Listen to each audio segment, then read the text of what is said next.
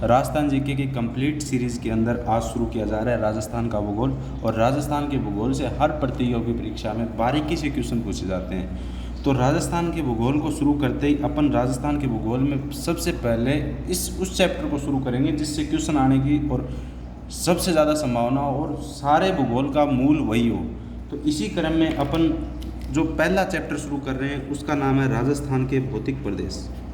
राजस्थान के भौतिक प्रदेश, यह चैप्टर सबसे ज़्यादा इम्पोर्टेंट बनता है राजस्थान के भूगोल में और सबसे ज़्यादा संभावना इसी से आने की रहती है। और एक बार ये चैप्टर समझ में आ जाता है जब बाकी के चैप्टर समझने में इजी रहते हैं, क्योंकि इसमें पूरे राजस्थान का मैप और राजस्थान में कहाँ कहाँ कौन सी पहाड़ियाँ हैं ये सब कुछ इसी चैप्टर में आता है। और इसी चैप्टर में सबसे पहले यही समझ में आ जाए ना तो फिर आगे दिक्कत नहीं होती। ठीक है, तो राजस्थान के भौतिक प्रदेश में अपन सबसे पहले यही पढ़ते हैं कि भौतिक प्रदेश होता क्या है।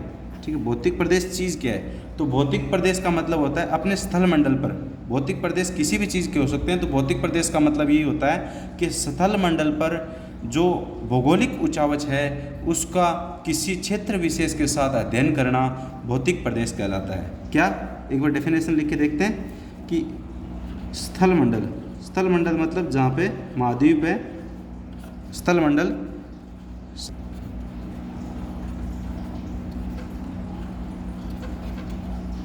भौगोलिक उचावच, स्थल मंडल पर स्थित भौगोलिक उचावच का किसी क्षेत्र विशेष के साथ, किसी क्षेत्र विशेष के साथ अध्ययन करना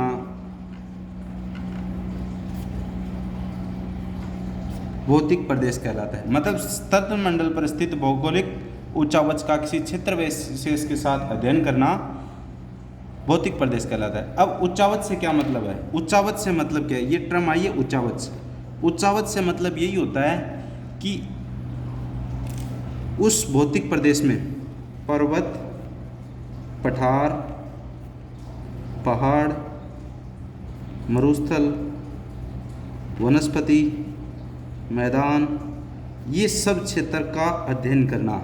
कि किसी भी भौतिक प्रदेश के अंदर इन्हीं चीज़ों में बांटा जाता है भौतिक प्रदेश को। ठीक है,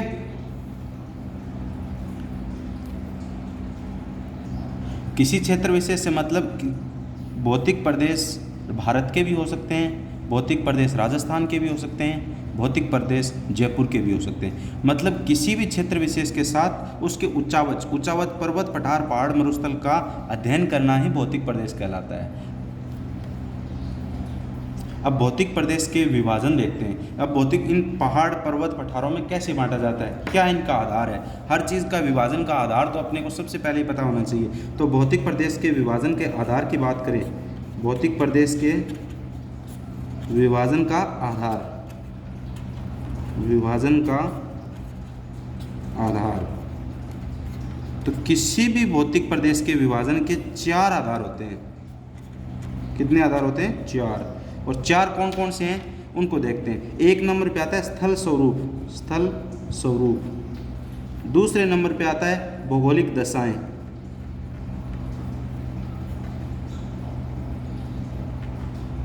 तीसरे नंबर पे आता है कृषि एवं फसलें। और चौथे नंबर पे आता है विशिष्ट आर्थिक लक्षण, विशिष्ट आर्थिक लक्षण, विशिष्ट आर्थिक लक्षण। उस क्षेत्र विशेष के विशिष्ट आर्थिक लक्षण क्या है। स्थल स्वरूप में अपन पढ़ते हैं उस क्षेत्र का स्थल कैसा है, पर्वतीय स्थल है, मैदानी स्थल है, पठारी स्थल है। तो ये सब अपन स्थल स्वरूप में देखते हैं। तो विभाजन का आधार पहला क्या होगा? स्थल। स्थल स्वरूप के विभाजन पे अपन कैसे बांट सकते हैं, या तो वो क्षेत्र पर्वतीय है या पठारी है या मैदानी है, ये सब भाग बांट सकते हैं। ठीक है, भौगोलिक दशाओं में उसकी मृदा कैसी है, उसकी जलवायु कैसी है, ये सब बांट सकते हैं। फसल में उसको उस एरिया में किस प्रकार की कृषि की जाती है, किस प्रकार की फसलें होती है। और विशिष्ट आर्थिक लक्षण में औद्योगिक क्षेत्र, एक तो औद्योगिक क्षेत्र और दूसरा कारण होता है खनिज संपदा। खनिज संपदा का भी किसी भी क्षेत्र की इकोनॉमी में बहुत बड़ा हाथ होता है। ठीक है, खनिज संपदा, ये सब पॉइंट है अपने भौगोलिक विभाजन के आधार यही है। अब किसी क्षेत्र का भौगोलिक विभाजन किया जाता है, तो भौगोलिक विभाजन राजस्थान का भौगोलिक विभाजन किए, तो राजस्थान का भौगोलिक विभाजन 3 शख्सियत ने किया है। पहली शख्सियत थी 1967 में, 1967 में वीसी मिश्रा द्वारा राजस्थान का भौगोलिक विभाजन का किया गया था। वीसी मिश्रा ने भौगोलिक विभाजन कैसा किया था? अपनी पुस्तक लिखी थी राजस्थान का भूगोल, पुस्तक लिखी थी राजस्थान का भूगोल। राजस्थान के भूगोल पुस्तक में इन्होंने अपने इसका विभाजन किया, और ये पुस्तक लिखी थी 1967 1967 में। और इस पुस्तक में राजस्थान के भौगोलिक विभाजन का 7 भागों में किया था। कितने भागों में किया था? 7 भागों। और आधार इसने यही माने थे, स्थल, स्वरूप, भौगोलिक दशाएं, कृषि फसलें, विशिष्ट आर्थिक लक्षण, इन्हीं चारों को आधार मान के वीसी मिश्रा जी ने अपने राजस्थान के भूगोल का पुस्तक लिखी थी। उसके अंदर 7 भौतिक प्रदेशों में विभाजन किया था। वो 7 भौतिक प्रदेश कौन कौन से हैं? जैसे पहला है नहरी क्षेत्र, दूसरा है पश्चिमी मरुस्थल, तीसरा है अर्ध शुष्क प्रदेश, चौथा है अरावली प्रदेश, 5वां है पूर्वी कृषि औद्योगिक क्षेत्र, छठा है दक्षिण पूर्वी कृषि, 7वां है चंबल विहड़ क्षेत्र। ये 7 के अंदर किया था। अब लेकिन ये 7 में किया था, ज़्यादा अप्रोप्रिएट नहीं माना गया इसको। इसके बाद में दूसरी शख्सियत आई थी 4 साल बाद में, और 4 साल बाद में दूसरी शख्सियत आई थी doctor Ramlochan Singh. Doctor Ramlochan Singh, doctor Ramlochan Singh ने राजस्थान के भौतिक प्रदेशों का विभाजन किया। और इन्होंने जब किया था, जब भारत के भौतिक प्रदेशों का विभाजन हो रहा था ना, उसी टाइम इन्होंने राजस्थान के भौतिक प्रदेशों का विभाजन किया। और इनके विभाजन उसी आधार पे किया गया था जिस आधार पे भारत के भौतिक प्रदेशों का विभाजन किया जाता था। और इन्होंने राजस्थान के भौतिक प्रदेशों का विभाजन 3 भागों में किया। पहला भाग था वृत्त प्रदेश, पहला भाग कौन सा था? वृत्त प्रदेश। दूसरा था उप प्रदेश, और 3 नंबर पे आता है लघु प्रदेश। और फिर इन तीनों को भी आगे सब डिवाइड कर दिया। वृत्त प्रदेश में 2 रखे थे, कौन कौन सा? एक तो अरावली पर्वतीय प्रदेश और दूसरा दक्षिण पूर्वी पठारी क्षेत्र। और उप प्रदेश के अंदर इन्होंने 4 रखे थे, और जो लघु प्रदेश है इसके अंदर 12 रखे थे। तो टोटल इन्होंने सब डिवाइड करके तो 12 4 16 2 18 भाग में बांटा था। कितने भाग में? 18 भाग में। लेकिन ये भी ज़्यादा अप्रोप्रिएट नहीं बताएगा। तो ये भी नहीं है, वो भी नहीं है, तो अब अप्रोप्रिएट कौन सा है? अब अप्रोप्रिएट है जो 3 नंबर पे कर रहे हैं। और 3 नंबर पे जिस शख्सियत ने किया था उनका नाम था हरिमोहन सक्सेना। हरिमोहन सक्सेना। हरिमोहन सक्सेना जी ने 1994 के अंदर राजस्थान के भौतिक प्रदेशों का विभाजन किया। और इनके विभाजन का आधार वही था जिसके अपन डेफिनेशन पढ़ी थी भौतिक प्रदेशों की, उच्चावच। इनके भौतिक प्रदेशों के विभाजन का आधार क्या था? उच्चावच। Very important. राजस्थान के जो भौतिक प्रदेश है उन भौतिक प्रदेशों के विभाजन का आधार ही उच्चावच है। तो उच्चावच का डिसाइड कैसे होता है, उच्चावच क्या चीज़ होती है, उसको भी एक बार देखेंगे। पहले इनका थोड़ा सा देख लेते हैं भौतिक प्रदेशों का विभाजन। भौतिक प्रदेशों का विभाजन था तो इन्होंने हरिमोहन सक्सेना जी ने अपने राजस्थान को टोटल 4 भौतिक प्रदेशों में बांटा। और वो 4 भौतिक प्रदेश कौन से हैं उनको देख लेते हैं। 1 नंबर पे आता है अरावली पर्वतीय प्रदेश, अरावली पर्वतीय प्रदेश, ठीक है। 2 नंबर पे आता है दक्षिण पूर्वी पठारी क्षेत्र, दक्षिण पूर्वी पठारी क्षेत्र।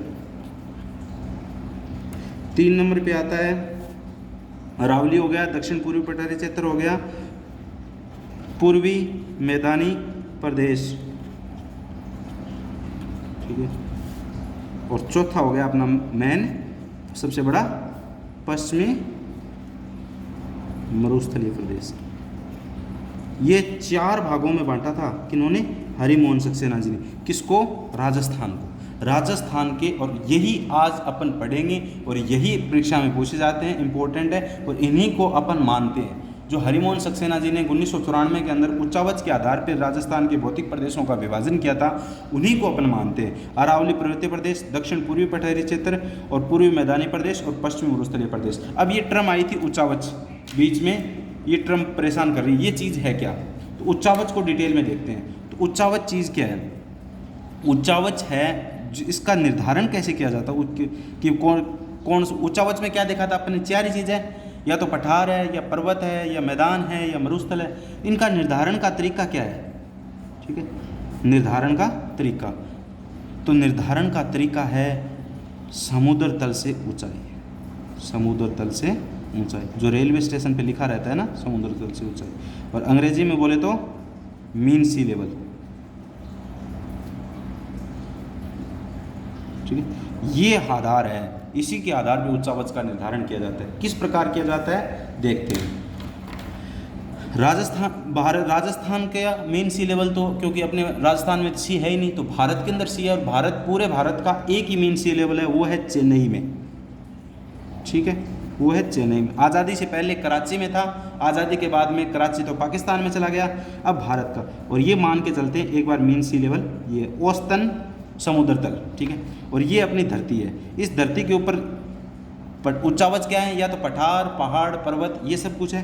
ठीक है, तो इसको देखते हैं। तो अगर समुद्र तल से 300 मीटर की ऊंचाई पर क्षेत्र है, कोई 300 मीटर की ऊंचाई तक का क्षेत्र है, उसे मैदानी प्रदेश कहते हैं, उसे कहते हैं मैदानी क्षेत्र। कोई क्षेत्र मीन सी लेवल से 600 मीटर ऊंचाई पर है, उसे अपन बोलते हैं पठारी क्षेत्र।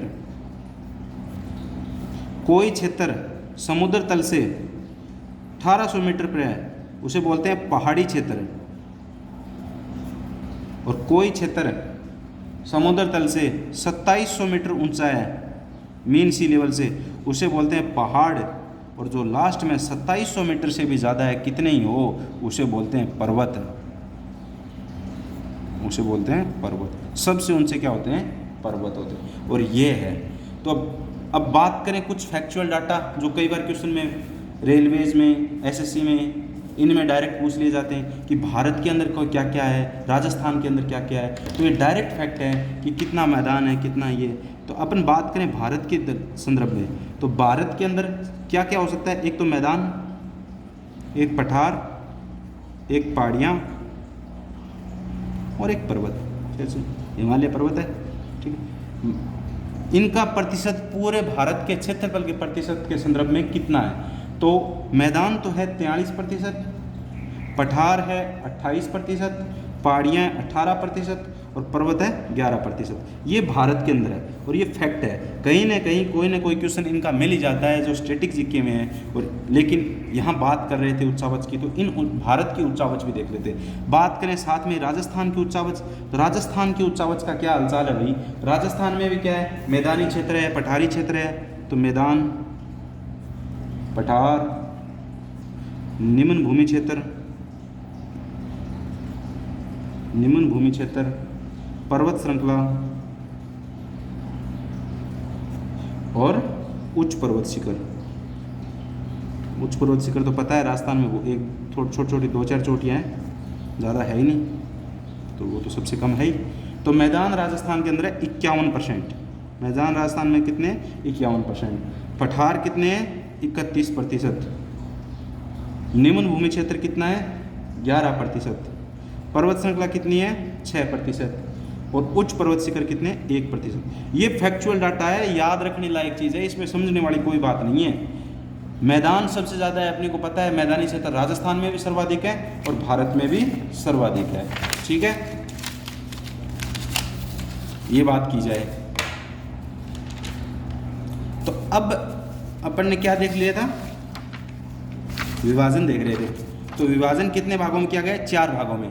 अरावली पर्वतीय प्रदेश, दक्षिण पूर्वी पठारी क्षेत्र, पूर्वी मैदानी क्षेत्र और पश्चिमी मरुस्थलीय प्रदेश। बात करेंगे दक्षिण पूर्वी पठारी क्षेत्र, इसकी क्यों करेंगे? सबसे छोटा है, सबसे इजी है, तो सबसे पहले इसी की शुरुआत करते हैं, तब तक इंटरेस्ट भी आ जाए और थोड़ा फैमिलियर भी हो जाए भूगोल के साथ। ठीक है, तो बात करते हैं। जो पहला भौतिक प्रदेश है दक्षिण पूर्वी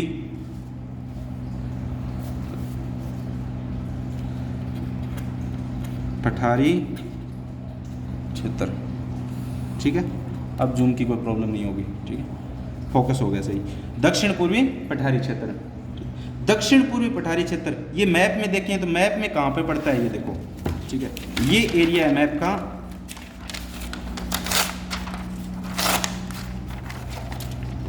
ये अपने राजस्थान, और राजस्थान के अंदर ये जो 4 जिले हैं,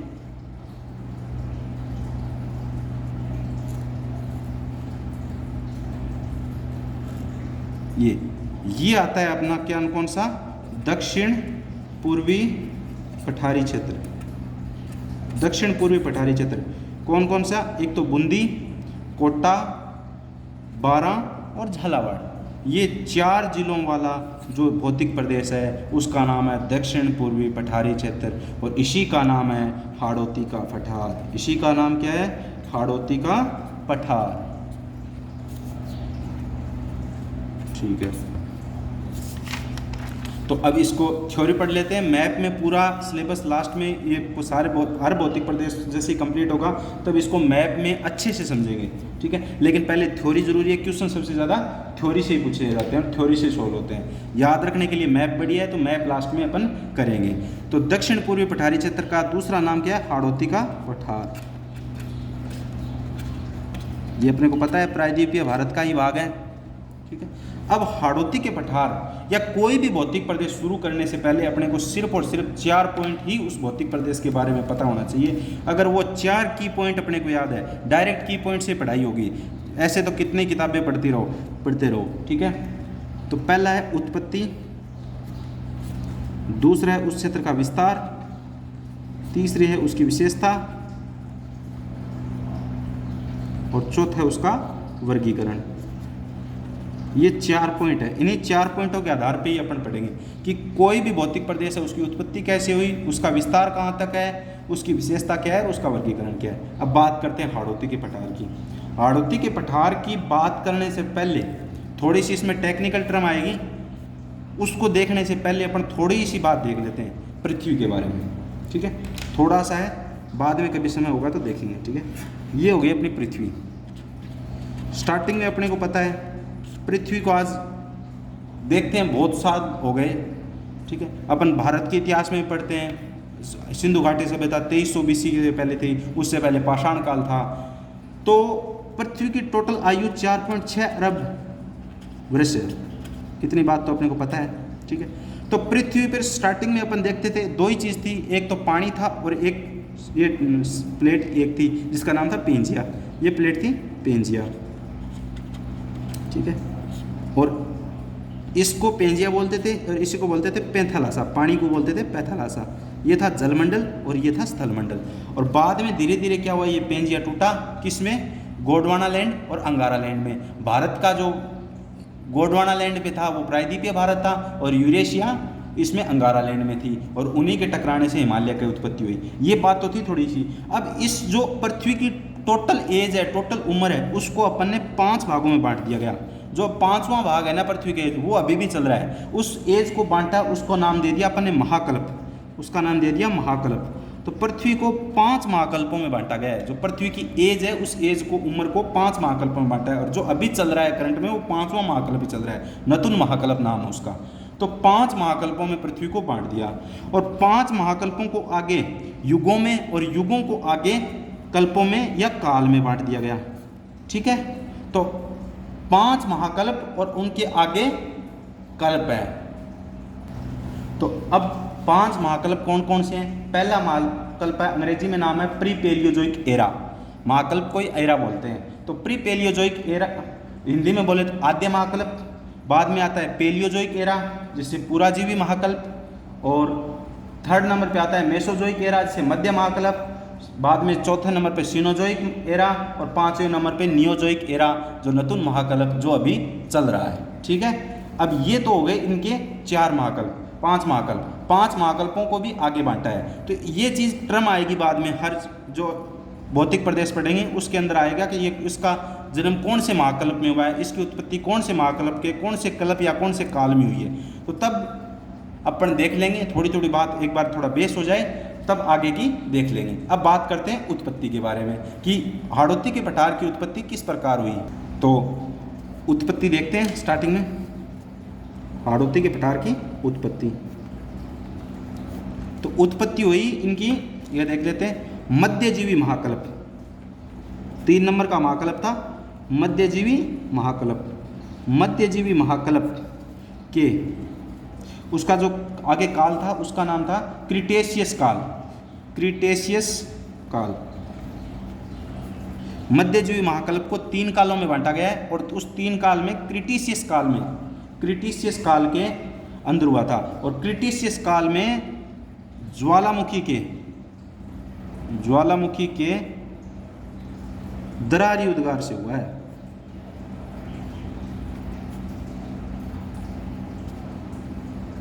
ठीक है, मध्यजीवी महाकल्प के क्रिटेशियस काल में ज्वालामुखी के दरारी उद्गार से हुआ है। अब मध्यजीवी महाकल्प 3 नंबर का महाकल्प था जिसमें क्रिटेशियस काल उसके 3 भागों में बांटा गया था। उसमें से एक क्रिटेशियस काल था। इसकी एज लगभग मानते हैं 14.4 करोड़ वर्ष पूर्व से लेकर 6 करोड़ वर्ष पूर्व तक, जब तक मानव की उत्पत्ति नहीं हुई उससे पहले ही हो गई थी इसकी। ठीक है, उत्पत्ति किसकी? हाड़ौती के पठार की। और अब ये पढ़ते हैं ज्वालामुखी का दरारी उद्गार, ये टर्म आई तो ज्वालामुखी किस प्रकार से ज्वालामुखी का उद्गार होता है उसको देख लेते हैं अपन। तो ज्वालामुखी की बात की जाए, हर एक टर्म समझ में आनी चाहिए। ज्वालामुखी का उद्गार 2 तरीके से होता है, 1 और 2। ठीक है, एक तो होता है दरारी उद्गार और एक होता है छिद्र उद्गार। तो इसका कौन से हुआ है? दरारी से हुआ है। एक तो होता है दरारी उद्गार और एक होता है छिद्र उद्गार। ठीक है, तो दरारी उद्गार और छिद्र उद्गार में क्या फ़र्क है? दरारी में क्या होता है, ये अपना धरातल है, धरातल के अंदर हाई प्रेशर पे जो मैग्मा रहता है, मैग्मा किसको बोलते हैं? जो धरती के अंदर जो लिक्विड फॉर्म में रहता है ना, हाई प्रेशर पे सारे मेटल वो घुले हुए रहते हैं, उस हाई प्रेशर वाले को मैग्मा बोलते हैं। और जब ये बाहर आ जाए तो इसे ही लावा बोल देते हैं। तो ये जब धरती के कोई वीक पॉइंट को देखकर बाहर निकलता है और ऐसे करके यानी दरार बना के निकलता है धरती के सरफेस पे और ऐसे जम जाता है। और दरारी उद्गार से हमेशा याद रखना है पठार का निर्माण होता है। दरारी उद्गार से कैसे होगा? ये ऐसे एक सरफेस, समतल सा सरफेस बना लेगा। पठार होता ही क्या है? आसपास के भूतल से एक ऊंचा क्षेत्र समतल, उस पर पहाड़ तो तब हो जाएगा जब वो सीधा हो जाएगा। पहाड़ पे तो ऐसे ऐसे होता है और ये क्या है? सीधा है, समतल भूमि है, लेकिन कुछ ऊंचाई होनी चाहिए। 600 मीटर ऊंचाई बता दी ना अपन ने शुरू में। ठीक है, और ये कैसे होता है? छिद्र उद्गार। ये मैग्मा जब एक पॉइंट से बाहर निकले और ऐसे करके जम जाए, ठीक है, हाई प्रेशर पे बार बार नहीं निकले, इसे बोलते हैं छिद्र उद्गार। और इस जिस पॉइंट से बाहर निकलता है उसे बोलते हैं विवल। नाम है, भूगोल के अंदर नाम है, तो इसे बोलते हैं विवल। और इस प्रकार से जो पर्वत श्रृंखला बनती है उससे पर्वत बोलते हैं, नहीं कि पठार। इससे पर्वत श्रृंखला का निर्माण होता है, चट्टानों का निर्माण होता है। तो अब इस हाड़ौती के पठार का निर्माण किस है? क्रिटेशियस काल की ज्वालामुखी दरारी उद्गार से। तो अपने को क्वेश्चन में पूछ ले क्रिटेशियस कालीन चट्टानें राजस्थान में कहाँ मिलेगी, तो अपन डायरेक्ट बोल देंगे हाड़ौती के पठार में क्रिटेशियस कालीन चट्टानों का निर्माण हुआ है। अब पहला पॉइंट उत्पत्ति क्लियर हो गई। उत्पत्ति कब हुई? मध्यजीवी महाकल्प के क्रिटेशियस काल में ज्वालामुखी दरारी उद्गार से हुई। दूसरा पॉइंट करते हैं विस्तार, बाद में विशेषता और वर्गीकरण। ये पॉइंट याद रखने हैं अपने को, आगे क्लियर हो जानी चाहिए। ठीक है, अब दूसरा पॉइंट पढ़ते हैं विशेषता। इस हाड़ौती के पठार की विशेषता क्या है? विशेषता में भी आगे तोड़ के देखते हैं। विशेषता को रटने से अच्छा है डायरेक्ट तोड़ के देख लें विशेषता को। विशेषता में अपने को 4-5 पॉइंट ध्यान रखने हैं कि ये राजस्थान की किस दिशा में है, इसके अंदर कौन कौन से जिले आते हैं, इसका क्षेत्रफल कितना है, इसमें जनसंख्या कितनी निवास करती है और जनघनत्व के हिसाब से कौन सा नंबर है। ठीक, इतने ही पॉइंट क्लियर करने हैं विशेषता के अंदर। इन चीज़ों को तोड़ के देख लो। ऐसे लाइन टू लाइन लिखेंगे तो बहुत लंबा चौड़ा हो जाएगा, लेकिन इसको ऐसे लिखेंगे तब बहुत इजी वे में होगा। ठीक है, तो दिशा से बात करें तो विशेषता से इसकी किस दिशा में है? राजस्थान के, ये राजस्थान की आकृति पतंगाकार किसने की थी? टी.एच. हैंडले ने। और इसके दक्षिण पूर्व में ये हाड़ौती का पठार पाया जाता है। तो दक्षिण पूर्व में जिले बात किए जाए, कितने जिले होंगे? तो जिले देख लो, 1 2 3 4। कौन कौन से? बूंदी, कोटा, बारां, झालावाड़। 4 जिले हो गए, बूंदी, कोटा, बारां और झालावाड़, ये 4 जिले हो गए। ठीक है, क्षेत्रफल की दृष्टि से ये सबसे छोटा भौतिक प्रदेश है। इसमें टोटल 6.49% ही पूरे ऑल ओवर राजस्थान का क्षेत्रफल इतना ही है, यानी पूरे राजस्थान का 100% क्षेत्रफल है। तो इस हाड़ौती के पठार का क्षेत्रफल 100 में से 6.49%, लगभग 6.5% है। और यहाँ जनसंख्या 10% निवास करती है। तो ये जनघनत्व की दृष्टि से दूसरा नंबर हो गया। पहला नंबर कौन सा है? पहला नंबर है इसका पूर्वी मैदानी क्षेत्र, क्योंकि जयपुर वाला एरिया उसी के अंदर आता है। अब हाड़ौती के पठार से संबंधित 2-3 महत्वपूर्ण बिंदु और कर लें। इसकी औसत ऊंचाई कितनी है? इसकी औसत ऊंचाई की बात करें तो 500 मीटर हाड़ौती के पठार की औसत ऊंचाई है, क्योंकि अपन ने देखा था समुद्र तल से 600 मीटर ऊंचाई तक के पठार को भाग को पठार कहते हैं। तो इसकी औसत ऊंचाई 500 मीटर। और ढाल एक इम्पोर्टेंट है, ये कॉमन सेंस से पता चलेगी इसकी ढाल किस ओर है, हाड़ौती के पठार की ढाल किस ओर है। अपन ने ये बताया कि हाड़ौती का पठार है वो प्रायद्वीपीय भारत या मालवा के पठार का भाग है। ठीक है, ये बात अपने को पता होनी चाहिए, क्योंकि तब बना था तब ये मालवा के पठार का ही भाग था। ठीक है, हाड़ौती प्रायद्वीपीय भारत जो भारत के नक्शे में देखते हैं अपन, तो ये बस लास्ट है, मालवा के पठार का लास्ट भाग है ये हाड़ौती का पठार। तो इधर की तरफ मालवा का पठार है वो खत्म हो रहा होता है, तो जिस साइड खत्म हो रहा है उस साइड ढाल की तरफ ही खत्म होता है पठार। ये तो खासियत है ना। अब ये मान लो पठार है तो ये इधर की साइड खत्म होगा तो ऐसे ही होगा।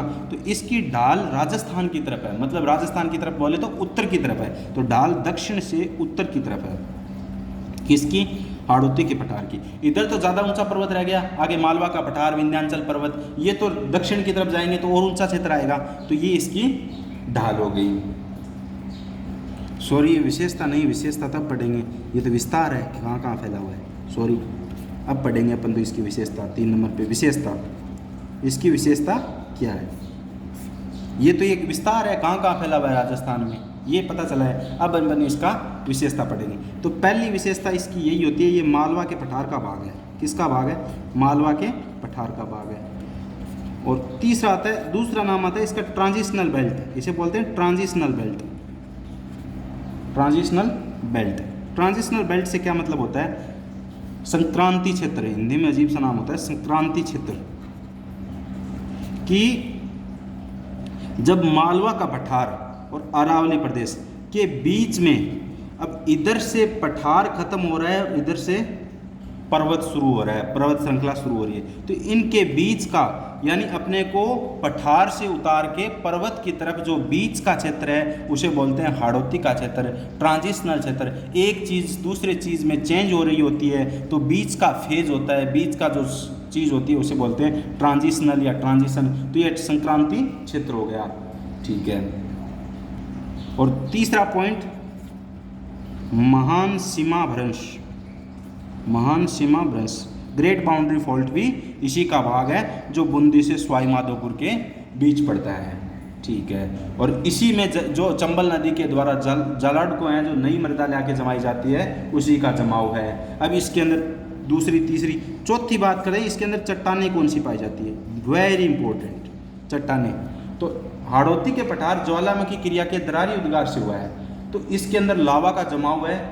वो धरातल से, एक देखो लावा चट्टान बनने की तरीका प्रोसेस ज्वालामुखी से बनती है चट्टानें, आग्नेय चट्टानें बोलते हैं जिसे। आग्नेय चट्टानों का निर्माण कैसे होता है? जब मैग्मा बाहर की तरफ निकलता है, तो मैग्मा बाहर निकलता है तो उसे लावा बोल देते हैं, अंदर है तब मैग्मा कहलाएगा वो। अब वो बाहर आके जम जाता है, अगर वो बाहर सरफेस पे जमता है तो उसे बाह्य आग्नेय चट्टानें कह देते हैं। और कई बार क्या होता है, इसका इतना ज़्यादा प्रेशर नहीं बन पाता कि ये इसे बाहर तक लाके छोड़ दें, और ये अंदर ही जम जाता है। कैसे? ये अपना धरातल है और इसके ऊपर ये अपने वोल्केनो या ज्वालामुखी बन गई, और ये ज्वालामुखी का मुंह है, इससे बाहर निकल के ऐसे ऐसे जमा रहा होता है। और एक बार क्या हो, कम प्रेशर बना, तो कम प्रेशर बनेगा तो यहीं कहीं जाके जम जाएगा जो अंदर का है, और यहाँ जम के यहाँ ठंडा हो जाएगा तो ये जम जाएगा। इसे बोलते हैं आंतरिक आग्नेय चट्टानें। आंतरिक आग्नेय चट्टानें, जो धारवाड़ क्रम की चट्टानें या अपने अरावली पर्वतीय प्रदेश है उनमें सर्वाधिक मिलती है। और जो यहाँ है वो यहाँ अपने पठार देखा, बाहर एकदम धरातल पे आके जमी है सारी की सारी चट्टानें, धीरे धीरे धीरे धीरे, ज़्यादा हाइट नहीं जमी, तो ये बाहर का है, बाह्य आग्नेय चट्टानें, और अंग्रेजी में इसे बोलते हैं बेसाल्ट रॉक। और आजकल पेपर में अंग्रेजी का ज़्यादा चलन है, नाम डायरेक्ट अंग्रेजी वाले दे देते हैं हिंदी में लिख के। तो ये बेसाल्ट रॉक है और इन्हें बोलते हैं ग्रेनाइट रॉक, ग्रेनाइट रॉक। ठीक है, तो ये इनका तरीका होगा। तो यहाँ चट्टानें कौन सी मिलती है? क्रिटिशियस कालीन चट्टानें मिलती है, जो बेसाल्ट बाह्य आग्नेय चट्टानें हैं। तो यहाँ देख ले, तो ये तो थोड़ा साइड में हो गया। तो इसके अंदर चट्टानें मिलती है बाह्य आग्नेय चट्टानें, बाह्य आग्नेय चट्टानें कौन सी? क्रिटेशियस कालीन। और बाह्य आग्नेय चट्टानें बनी होती है बलुआ पत्थर से। किससे? बलुआ पत्थर से, बलुआ पत्थर। और ये कहाँ पे मिलेगा बलुआ पत्थर या बाह्य आग्नेय चट्टानें? हाड़ौती के पठार। और हाड़ौती के पठार में कौन से जिले हैं? 4 जिले हैं, ठीक है। और एक इसके अंदर जो सबसे बड़ी खासियत, सबसे इम्पोर्टेंट बात यही याद रखनी है कि जो हाड़ौती के पठार होते हैं उसमें अधात्विक खनिज पाए जाते हैं। कौन से? अधात्विक खनिज। धात्विक खनिज की प्रधानता कहाँ है? हाड़ौती के पठार या बाह्य आग्नेय चट्टानें में। लेकिन एकमात्र धात्विक खनिज जो यहाँ से निकलता है वो है ये एल्यूमिनियम। एल्यूमिनियम हाड़ौती के पठार से निकलता है, ठीक है। तो एल्यूमिनियम एकमात्र धात्विक खनिज है जो हाड़ौती के पठार से निकलता है। और सारे के सारे धात्विक खनिज कहाँ से निकलते हैं? आंतरिक आग्नेय चट्टानें या ग्रेनाइट चट्टानें या धारवाड़ क्रम की चट्टानें या अरावली पर्वतीय प्रदेश से निकलता है। इन्हीं का नाम आंतरिक आग्नेय चट्टानें है, इन्हीं का नाम ग्रेनाइट है, और यही अरावली पर्वतीय प्रदेश में बनी हुई है। अब ये हो गया 4th पॉइंट। अब बात करते हैं 5th पॉइंट। 5th पॉइंट है मृदा। हाड़ौती के पठार में कौन सी मृदा पाई जाती है, ठीक है। तो मृदा में बात की जाए तो हाड़ौती के पठार में काली मिट्टी पाई जाती है, काली मिट्टी पाई जाती है, जिसे भूगोल की भाषा में वर्टिसोल कहते हैं। वर्टिसोल काली मिट्टी को कहते हैं। ये कहाँ पे पाई जाती है? हाड़ौती के पठार में पाई जाती है। और इस वर्टिसोल मिट्टी या काली मृदा की विशेषता की बात करें तो इस काली मिट्टी की जल धारण क्षमता सबसे ज़्यादा होती है। जल धारण क्षमता से मतलब वाटर होल्डिंग कैपेसिटी,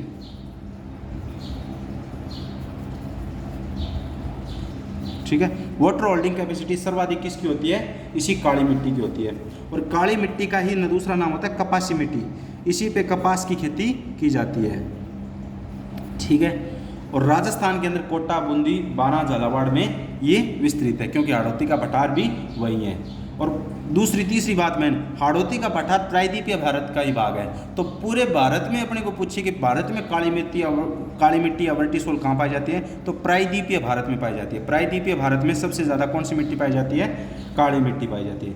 अब एक क्वेश्चन और यहाँ से घुमा के पूछ ले कि राजस्थान में काली मिट्टी कहाँ? हाड़ौती के पठार में। और सबसे कम कौन सी मिट्टी पाई जाती है राजस्थान के अंदर? तो वो काली मिट्टी है, सबसे कम से मतलब क्या हो गया? क्योंकि हाड़ौती के पठार का क्षेत्रफल ही सबसे कम है, 6.5% है। तो 6.5% क्षेत्र के अंदर ही काली मिट्टी पाई जाती है, ठीक है। और 6ठा पॉइंट देखते हैं, 6 नंबर पॉइंट देखते हैं विशेषता के अंदर, यहाँ की मानसून।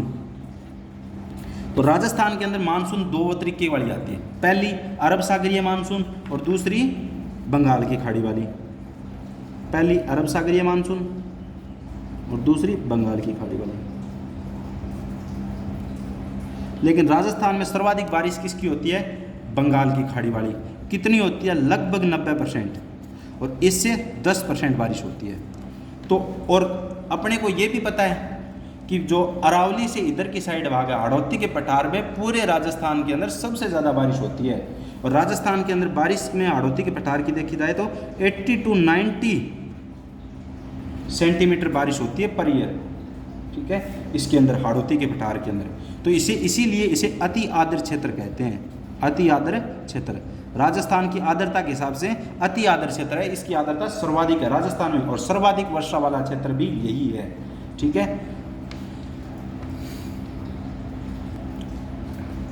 6-7 नंबर बात की जाए नदी, तो हाड़ौती के पठार में कौन सी नदी है? हाड़ौती के पठार की मुख्य नदी है चंबल नदी। और चंबल नदी ही सबसे बड़ा राजस्थान का नदी तंत्र है। तो इसमें सर्वाधिक नदियां हाड़ौती के पठार में ही बहती है, ठीक है। क्यों? क्योंकि सबसे बड़ा नदी तंत्र ही चंबल नदी तंत्र है, ठीक है। अब बात की जाए, लास्ट पॉइंट रहता है, 1-2 पॉइंट और है इंपॉर्टेंट विशेषता मीन्स के कि राजस्थान चंबल नदी के अंदर एक खासियत और है, इसमें जलीय अपर्दन की समस्या सर्वाधिक है। पूरे भारत की नदियों में सबसे ज़्यादा अपर्दन की समस्या, जलीय अपर्दन की समस्या, इसीलिए तो बीहड़ कोटा में सर्वाधिक पाए जाते हैं, जो चंबल की बीहड़ के नाम से प्रसिद्ध है। अब एक हाड़ौती के पठार के अंदर 12 जिले के अंदर हाड़ौती के पठार के अंदर 12 जिले के अंदर जो सहरिया जनजाति निवास करती है, 12 जिले के अंदर सहरिया जनजाति,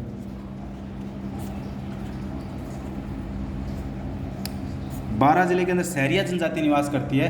उस सहरिया जनजाति को आदिम जनजाति की श्रेणी में रखा गया भारत के अंदर, क्योंकि जनजाति होती क्या है, अनुसूचित जनजाति अपने संविधान में अंदर वो भी बताइए जो अपने आप को इस समय के साथ चेंज नहीं की और अपनी खुद की सांस्कृतिक और सामाजिक जो उनकी स्थिति थी उसको बचाए रखा उन्होंने, और वो इस बदलते मौसम के साथ नहीं बदली, वो थे जनजाति। और उसमें से भी भारत के अंदर आदिम जनजातियों के अंदर सहरिया जनजाति को रखा गया है कि कुछ जनजातियों को आदिम जनजाति के अंदर रखा गया, तो ये सहरिया उनमें से एक है। मतलब राजस्थान की एकमात्र जनजाति है जो आदिम जनजातियों में शामिल है, तो ये सबसे ज़्यादा पिछड़ी वर्ग है। और इनके द्वारा, आदिम जनजातियों के द्वारा एक जूमिंग कृषि की जाती है या स्थानांतरित कृषि की जाती है, जिसका दूसरा नाम तो होता है स्लेश या बर्न। ये जूमिंग कृषि का ही नाम है। तो इनके द्वारा जो जूमिंग या स्लेश या बर्न जो कृषि की जाती है, जिसका नाम होता है वात्रा। वात्रा कृषि किसके द्वारा की जाती है? हाड़ौती के पठार में रहने वाले सहरिया जनजाति के द्वारा की जाती है, उसका नाम क्या है? वात्रा कृषि है। और इनका मेले की बात की जाए तो इनका मेला है बेणेश्वर धाम, बेणेश्वर धाम, और इसे ही सहरिया जनजाति का कुंभ कहते हैं। सहरिया जनजाति का कुंभ कहते हैं, ठीक है। और इनकी मुख्य फसल की बात की जाए तो इनकी मुख्य फसल है, मुख्य फसल गन्ना, सोयाबीन, धनिया, संतरा। कौन कौन सी? गन्ना, सोयाबीन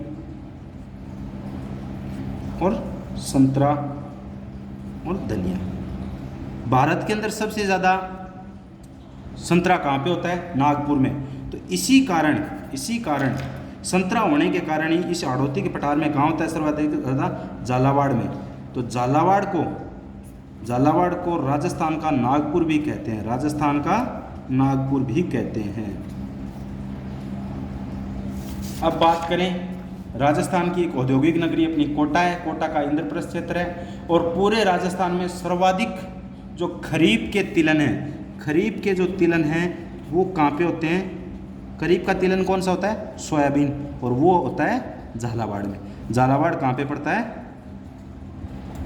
हाड़ौती के पठार पे पड़ता है, ठीक है। अब अपन ने 3 पॉइंट कर लिए। 3 पॉइंट कौन से कर लिए कि हाँ, उत्पत्ति, विस्तार, विशेषता, ये 3 कर लिए। अब लास्ट पॉइंट बचा है वर्गीकरण। इसका वर्गीकरण किस हिसाब से किया गया है?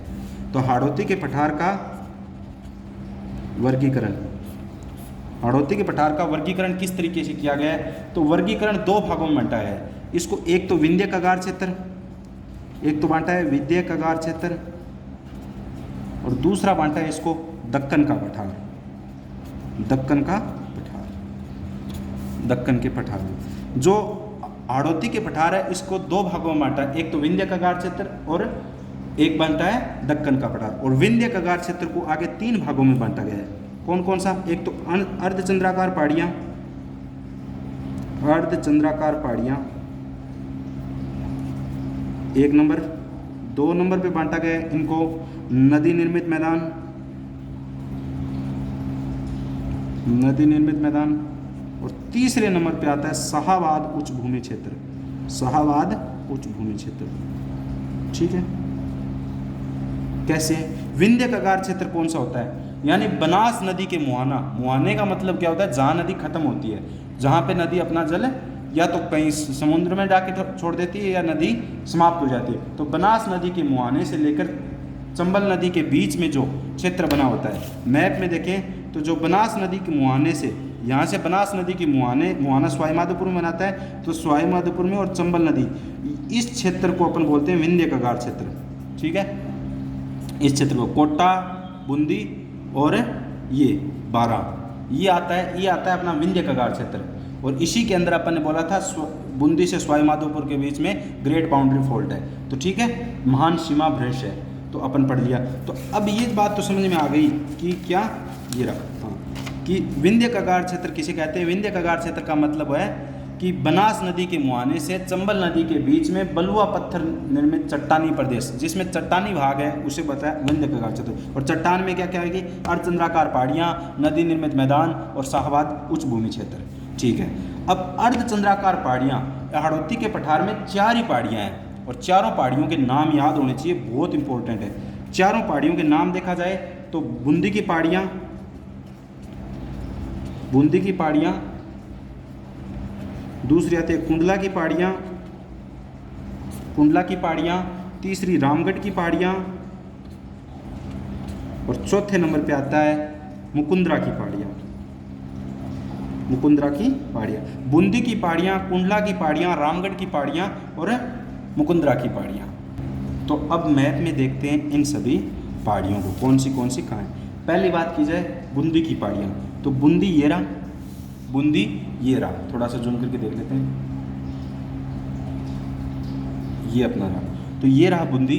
और इस बूंदी के अंदर जो ये पहाड़ियाँ बनी हुई है इसे बोलते हैं बूंदी की पहाड़ियाँ, इसे बोलते हैं बूंदी की पहाड़ियाँ, बूंदी की पहाड़ियाँ, इसे बोलते हैं बूंदी की पहाड़ियाँ। और इन बूंदी की पहाड़ियों की सबसे ऊंची चोटी है, ये चोटी है संतूर। बूंदी के पहाड़ियों की सबसे ऊंची चोटी है, उसका नाम है संतूर। अब 2 नंबर पे आती है कुंडला की पहाड़ियाँ। कुंडला की पहाड़ियाँ वही है कोटा के अंदर जो कुंडल नुमा आकृति में बनी हुई है, ऐसे कुंडल नुमा आकृति बनी हुई है। ये कोटा के अंदर ऐसे कुंडल नुमा आकृति बनी हुई है। ये हो गई अपने कुंडला की पहाड़ियाँ, ये हो गई अपने कुंडला की पहाड़ियाँ, कुंडला की पहाड़ियाँ। ठीक है, तीसरे नंबर पे समझ में आ गई, दोनों पहाड़ियाँ समझ आ गई। अब रामगढ़ की पहाड़ियाँ, ये भी परीक्षा से इंपॉर्टेंट है, परीक्षा की दृष्टि से। रामगढ़ की पहाड़ियाँ कैसे इंपॉर्टेंट है? रामगढ़ की पहाड़ियाँ बनी हुई है बूंदी, कोटा और बारां के अंदर, इन तीनों के अंदर बनी हुई है। ये है, ये अब दिखी नहीं, अब दिखी, कोटा, बूंदी, बारां की पहाड़ियाँ, इसका नाम है रामगढ़ की पहाड़ियाँ, रामगढ़ की पहाड़ियाँ। रामगढ़ की पहाड़ियों की विशेषता है, रामगढ़ की पहाड़ियों की विशेषता ये है, ये घोड़े के नाल के बराबर है, ये घोड़े के नाल के बराबर है, घोड़े के नाल के, और घोड़े के नाल को क्या बोलते हैं? हॉर्सशू, हॉर्सशू के बराबर। और इसकी सबसे बड़ी खासियत है ये फर्स्ट जियो हेरिटेज साइट है, फर्स्ट जियो हेरिटेज साइट है। और इसके ऊपर एक जलप्रपात बना हुआ है, वो खगोलीय घटना से बना हुआ है, जो जियो हेरिटेज साइट है। 3 पहाड़ियाँ हो गई, बूंदी की पहाड़ियाँ, कुंडला की पहाड़ियाँ, रामगढ़ की पहाड़ियाँ और मुकुंदरा की पहाड़ियाँ। मुकुंदरा की पहाड़ियाँ पढ़ने से, मुकुंदरा की पहाड़ियाँ कोटा और बारां में फैली हुई है, एक अलग कलर, कोटा और बारां में फैली हुई ऐसी है मुकुंदरा की पहाड़ियाँ, ये है मुकुंदरा की पहाड़ियाँ, मुकुंदरा की पहाड़ियाँ। और इन मुकुंदरा की पहाड़ियों की सबसे ऊंची चोटी है, उसका नाम है चांदबाड़ी। मुकुंदरा की पहाड़ियों की सबसे ऊंची चोटी है, उसका नाम है चांदबाड़ी। और ये चांदबाड़ी ही पूरे हाड़ौती के पठार की सबसे ऊंची चोटी है। ठीक है, ये मैप हो गया, ये मैप में सब कुछ हो गया। ठीक है, अब बात की जाए बूंदी की पहाड़ियों की सबसे ऊंची चोटी होगी संतूर। ठीक है, कुंडला की पहाड़ियों की सबसे ऊंची चोटी तो नहीं बताई गई, इसमें नॉर्मल है और इसके अंदर कोई ऊंची चोटी नहीं है। रामगढ़ की पहाड़ियाँ, इनके अंदर भी कोई ऊंची चोटी नहीं है। और जो मेन है मुकुंदरा की पहाड़ियाँ, मुकुंदरा की पहाड़ियों की ऊंची चोटी है चांदबाड़ी, चांदबाड़ी। ठीक है, और चांदबाड़ी की ऊंचाई बताई गई है, जो सर्वाधिक ऊंचाई है किसमें? इनमें हाड़ौती के पठार की सबसे ऊंची चोटी, हाड़ौती के पठार की सबसे ऊंची चोटी।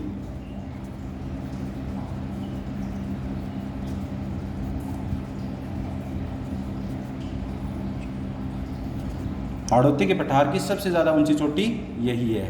ये सब थी अर्धचंद्राकार पहाड़ियाँ। अब अर्धचंद्राकार पहाड़ियों के अंदर एक चीज़ और भी पाए जाते हैं, क्या? दर्रे।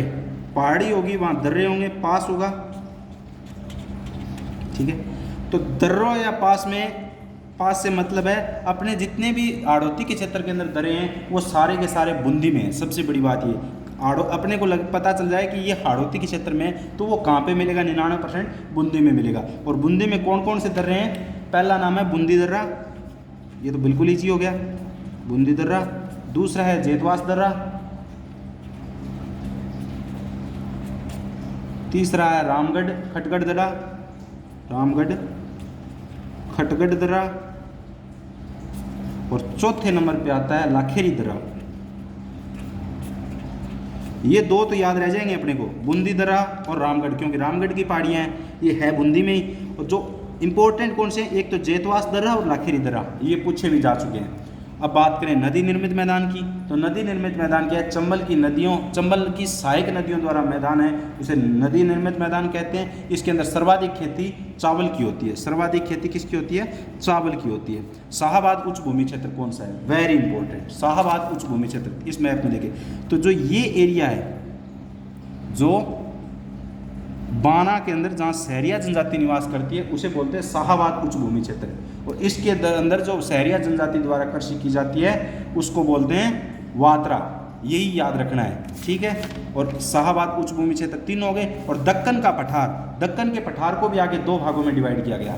दक्कन के पठार को 2 डिवाइड कौन कौन से में किया गया, झालावाड़ का पठार और डांगंग दरगाह प्रदेश, इस के 2 भागों में बांटा गया है। एक तो झालावाड़ का पठार और एक है डंगंग दरगाह प्रदेश। जो डंगंग दरगाह प्रदेश है वो इसी में से बांटा गया है, जो इतना एरिया है वो डंगंग दरगाह प्रदेश है, तो इसे भी 2 भागों में बांटा गया। एक तो है झालावाड़ का पठार और दूसरा होता है डंगंग दरगाह प्रदेश। याद सिर्फ इतना ही रखना है कि ये दक्कन के पठार का भाग है। कई बार क्वेश्चन पूछ लेता है झालावाड़ का पठार किसका भाग है या डंगंग दरगाह प्रदेश कहाँ है, तो ये दोनों ही झालावाड़ में है, ये दोनों ही झालावाड़ में है। और यही है अपना टोटल हाड़ौती का पठार। अब अपनी अगली क्लास में अपन बात करेंगे हाड़ौती के पठार के बाद में अगले भौतिक प्रदेश की